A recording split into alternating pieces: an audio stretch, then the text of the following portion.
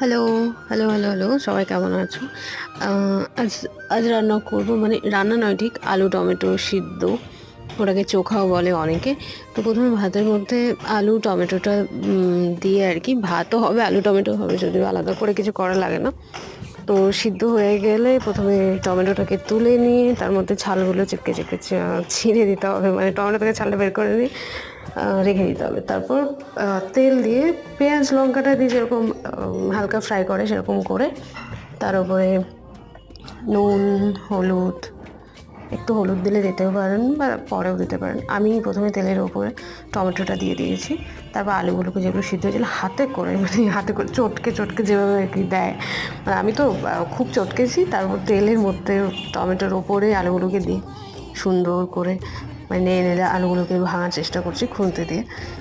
তো ওটাকে আপনারা গ্লাসের সাহায্যে নরম করে নিতে পারেন। আমি ওটা করিনি, আমি এভাবেই করেছি। করার পর বারবার, বারবার আরকি আলুগুলোকে ভাঙতে থাকতে হবে। তো যাতে একদম পুরো মিশে যায়। তো মেশার পর দেখুন আ পুরো টমেটোর যে জলটা সেটা পুরো তেলের মধ্যে শুষে নিয়েছে। তো দেখুন টাইট, টাইট লাগছে। যে যেরকম পরিমাণে লঙ্কা খান সে সেরকম পরিমাণে লঙ্কা দিতে পারেন। মিডিলে একবার টেস্ট করে দেখতে পারেন। খুবই সুন্দর খেতে লাগে গরম ভাতের সাথে, জাস্ট ওয়াও! রেডি হয়ে গেছে আলু টমেটোর চোখা।